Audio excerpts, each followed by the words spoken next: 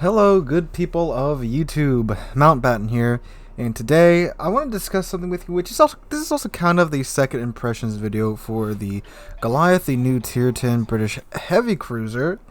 And as you can tell by the title of today's video, the question is Goliath good because it's balanced?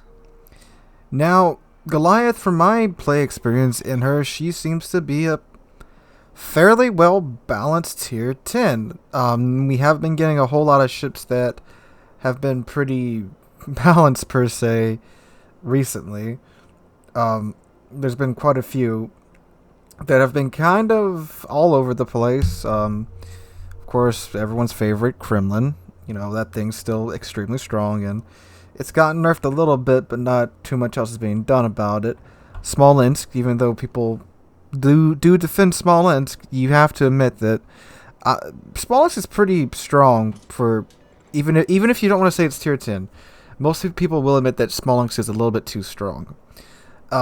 And these ships have been, well, kind of touched on with kind of touched on by Wargaming. Kremlin, like I said a couple seconds ago, she's been nerfed a little bit, a teeny tiny little bitty bit, and Smolensk is being pulled from the armory in I think it's one more patch now. And the Goliath and the British heavy cruisers, for the most part, from what I've been seeing from playing them, they're just kind of all right. They have trade-offs, they have downsides, and a lot of the ships recently, they've had way more ups than they do downs. Kremlin, for example, 18-inch guns, big up. Soviet ballistics, huge up. That freaking turret rotation time, huge up. Its armor, huge up. The downsides of the Kremlin are it's slow, and yeah. That's about it. And people will say that its Citadel is exposed, which it is, but I mean, if you have a brain and you just angle, it doesn't really matter unless something like a Kurfürst gets within knife fighting distance of you and you're dead. But if a Kurfürst gets within knife fighting distance of anything, any other battleship, it's dead. So not much of a downside in my opinion there. And then the Smolensk, for example, 16 guns, big upside. 4-second reload time, big upside. You can get it out to frickin' 19 kilometers, big up. Torpedoes that are quite good, big up. Smokescreen, up. Hydroacoustic search, up. AA is fantastic, up. And one of its downsides, its armor, is also kind of an upside because its armor is so thin, most big guns will just pass right through it at medium to close range. The other downside is that it's not as maneuverable. It handles like a wet brick. But again, very few downsides for a lot of upsides. The Goliath, on the other hand, it's squishy, but it has a super heal. Its guns are... Its HE is actually really good in my opinion.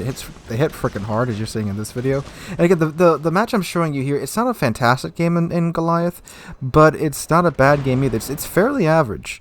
You know, it's typically what I've been getting, 120, 150,000 damage in Goliath. I'm not a cruiser main. I don't play cruisers all that much as much as I play battleships. Don't get me wrong, I do play cruisers, but I still play battleships more than cruisers. So if you kind of get what I mean by that. So like I said, I've been getting 120, 150,000 damage games. I mean, of course, I've had the oddball I did have a 230,000 game in Goliath, but of course I wasn't recording because that would have been too convenient. But yeah, it just feels like a solid ship. Anyway, its AA, I don't know about its AA. Its AA rating isn't all that high. But it's been okay. But I mean, AA is so hard to get a feel for nowadays because so much player interaction goes into AA now, with the dodging of flat clouds and such. Some players will fly straight through your flat clouds. Some will try to dodge. You know, I've had Musashi shoot down a whole squadron somehow, whereas before, I don't know, I shot down like one plane when I was playing it before. And I also got the Clear Skies. No, it's not Clear Skies anymore. Oh yeah, it's A Defense Expert. I got an A Defense Expert award in Turpits now with this new CV rework. So yeah, that happened. But anyway, yeah, it's AA. It feels okay. The guns pack a punch, but they don't have that much range unless you build for it. And I gave the DPM, the close range DPM build, another go rather than going ahead and swapping on out for the range build. And I've been enjoying it. It's a very high risk, high reward type of deal. At least the way I play. You know, the closer you get, your guns get, obviously, your guns are pretty accurate anyway. But the closer you get because of the limited range, the better you do. And plus with the concealment build, you can get the detection range of this thing down to about 11 kilometers. So it feels pretty good. Torpedoes, you get the British single drop torpedoes. That's very nice. They have a range of 10 kilometers. That's very nice. And yeah, it just feels like an all-around fairly good ship that's well balanced, because if you slip up in this thing, you get punished fairly hard, because again, it's pretty squishy. And yes, you do have that low hill, but I mean, when you're pretty squishy and you slip up and a battleship gets your broadside, yeah, you're not going to have that great of a day. So I've been having a pretty good experience in Goliath. I don't see a lot of them. I do know they just came out, but I mean, there's people who've been playing this game long enough, and it's more than just a few people who have more than enough free XP to go up through a whole new line. And plus, we just had the British heavy cruiser event, where if you partook in it, you probably got at least either the tier 4 or the tier 5, so you're already done with half of the grind right there. I was lucky enough to get to the tier 7, so I was only 3 ships away from the tier 10, so it didn't take me long to, or it didn't take me much free XP at all either to get to the Goliath. And yeah, she's pretty solid. Would I recommend, stopping what you're doing now, stopping the lines you're grinding now and grind for her? No, she's not that amazing or anything. And of course, I'm sure some tweaks will come to her, as with all tier 10 tech line ships. They come out and the reviews go out, and then something changes. So you may want to wait a patch or two before they change anything about it. But I really don't see what they would change. I guess maybe give her a little bit more base range, maybe, but I don't think they do that, because other than that, again, the ship feels pretty comfortable. Comfortable to play for someone who doesn't play a lot of cruisers. Haven't really fought against one yet, but from playing in her, I know she's not that hard to punish. You just have to shoot at the thing, and if you hit it, it's going to take more than a bit of damage off of it. But yeah, she just feels pretty good all around. So she's kind of like the opposite of the Puerto Rico, where I said, the Puerto Rico's okay, leaning towards This one, she's okay, leaning toward pretty good. I've seen some of the screenshots in Discord, and people have been doing some rather quite well in her. We all know Addison. He's been doing 250,000 plus damage gains, but if you know Addison from Discord, he's a Unicum, and he's very good at what he does. And yeah, she feels comfortable, not overpowered, not underpowered in my book.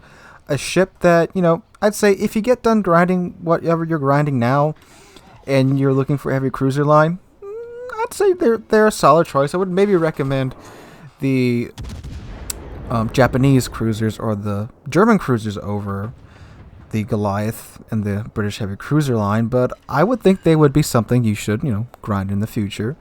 So nothing really pressing. You're not really missing out on anything, except for the low hill. If you're just a person who likes to watch your ship reprint itself, yeah, go for it. Get another one. You got the Minotaur, the Lion, the Nelson, the Lion and the Conqueror, and the Nelson. So yeah, sure, why not get the Goliath too and get your another low hill fix as well. But yeah, pretty good ship.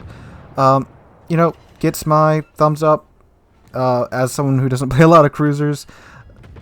Worth getting again, but not dropping what you're doing now and going to grind the British cruiser line. But yeah, pretty good ship. Wargaming did a pretty good job on this one, and it is interesting to see how there's not a whole lot of them at tier 10. I know I said this earlier, but still, people free XP all the time on this game, and there's plenty of whales around there, like myself included, that are willing to do it. So what do you guys think? Those of you that have Goliath, do you like her? Do you dislike her? You think she's good? You think she's bad? I think she's pretty good. Not fantastic, but definitely not a bad ship in my opinion. Anyway, guys, let me know what you think in the comments down below. Hope you're having a wonderful Thursday. If you enjoyed the video, please drop a like, leave a comment, and subscribe. We are on our way to 10,000 subscribers now. We're going for 10 straight from 8,000. And you guys are doing fantastic with the subscriptions recently, and I thank you so much for that. So, guys, hope you're having a great Thursday. Hope to catch all of you guys in the next one.